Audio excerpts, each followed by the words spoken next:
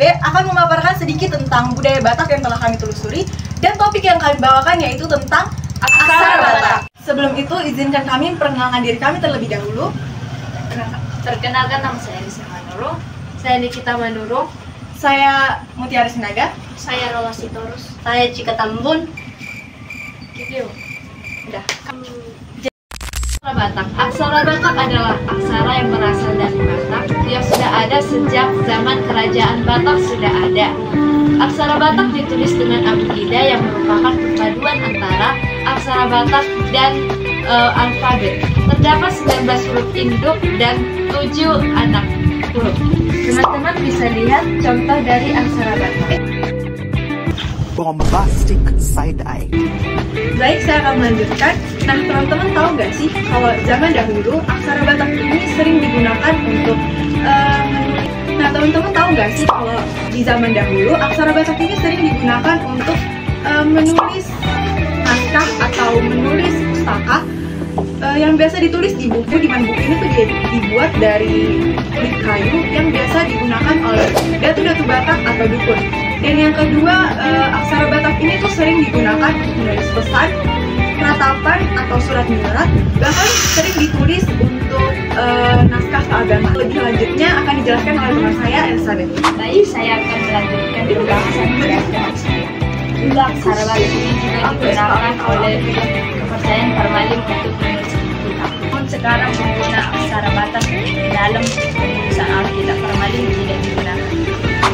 Alat yang ditulis itu adalah lidi, dan tinta yang digunakan adalah baja cair yang diletakkan di dalam tepung lalu dituliskan ke dalam kulit kayu kering. Saat ini penggunaan aksara Batak sudah hampir punah dan hampir luntur. Bukan hanya aksara Batak, banyak juga budaya-budaya Batak yang hampir dilupakan oleh jiwa-jiwa pemuda bangsa Batak.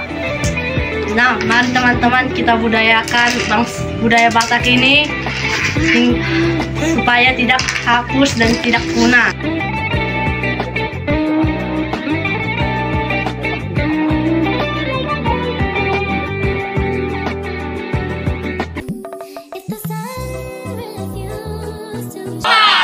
Kami ingin memperkenalkan macam-macam dari ulos, tetapi sebelum itu kami ingin memperkenalkan diri kami terlebih dahulu. Saya Vanessa Sirait. Saya Endriani Butar-Butar. Saya Fadil Samad Syarmata. Saya Denny Tagalong. Saya Tesalonika Storus. Saya Tuhan Siratali. Saya akan menjelaskan tentang ulos sadum. Ulos sadum disimbolkan sebagai motivasi dalam suatu keluarga agar selalu bersuka cita dan bersemangat dalam menjalankan aktivitas sehari-hari. Baik, saya akan menjelaskan tentang ulos ragi hotak. Ulos ragi hotak adalah ulos yang masih digunakan dalam upacara adat pada upacara pernikahan. Sebelum melakukan proses pemberian ulos atau mengulosi, pihak orang tua biasanya melaksanakan proses mandohata atau pemberian usul kedua, doa ataupun berkah yang berisi restu orang tua atas pernikahan yang berlangsung. Sekian dan terima kasih. Akan menjelaskan tentang ulos kuca. Ulos kuca adalah salah satu jenis kain ulos tradisional dari suku Batak di Sumatera Utara, Indonesia. Ulos kuca sering dianggap sebagai simbol keberuntungan dan keberkahan. Dalam budaya Batak, ulos kuca biasanya diberikan dalam upacara adat seperti pernikahan, kelahiran, atau acara syukuran sebagai tanda doa dan harapan baik bagi penerimaannya. Kata kuca sendiri dapat berarti simpul atau ikat yang mencerminkan pola-pola geometris yang terdapat pada kain ulos ini. Makna kain ini bisa berbeda-beda tergantung pada konteks penggunaannya. Dalam adat Batak, ulos kuca melambangkan hubungan yang erat dan kuat antara individu maupun keluarga. Sekian dan terima kasih. Saya akan memperkenalkan tentang ulos sirala. Ulos sirala adalah pakaian adat pria dari suku Batak yang terbuat dari kain tenun. Ulos ini digunakan untuk tulang, titing marakuk, atau beret. Sekian dan terima kasih.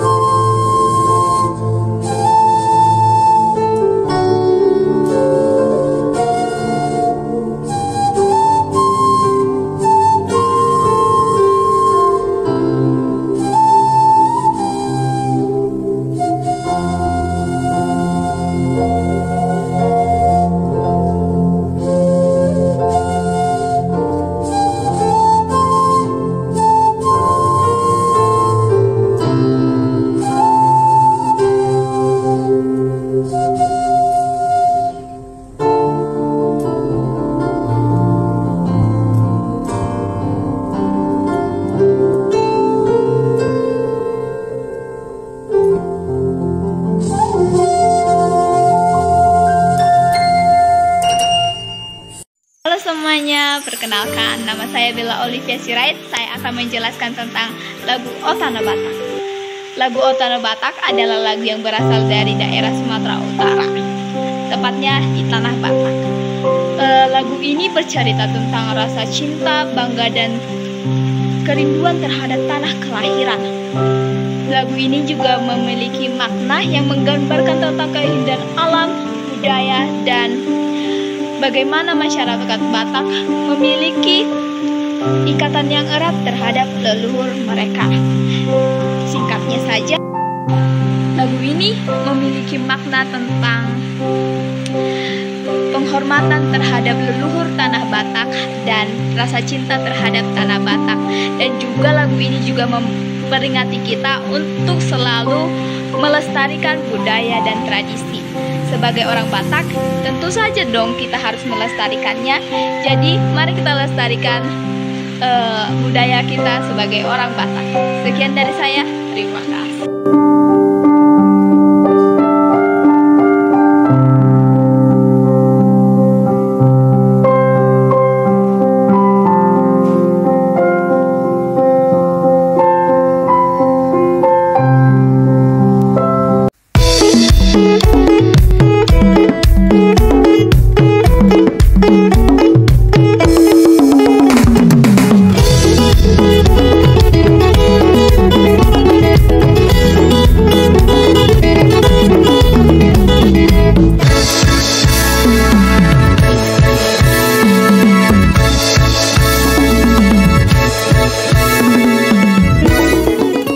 Ikan mas arsik merupakan salah satu jenis masakan Nusantara. Salah satu cirinya adalah kegemarannya menggunakan andaliman sebagai rempah utama. Beberapa tempat di sekitar Danau Toba menawarkan hidangan ikan air tawar seperti arsik ikan mas. Tak hanya karena cita rasanya dan kaya gizi, ikan mas arsik juga berkaitan erat dengan ritual adat kebatakan dan acara-acara keluarga. Ikan mas arsik atau dalam bahasa Bataknya Deke Nani Arsik merupakan makanan khas Batak Toba yang berarti ikan yang dimasak kering. Ikan arsik ini merupakan simbol karunia kehidupan dalam masyarakat Batak. Ikan arsik tersaji pada beberapa upacara daur hidup masyarakat Batak, seperti pada saat pernikahan dan kelahiran. Deke Nani Arsik ini diberikan dengan harapan supaya orang yang menerima ikan ini dapat bersih, baik hati maupun perilakunya. Ukuran ikan yang digunakan biasanya beragam, bergantung pada masing-masing orang. Ikan mas yang diberikan haruslah dalam jumlah ganjil, yaitu 1, 3, 5, dan 7. Masing-masing jumlah ini memiliki arti sesuai dengan ketentuan adat Batak.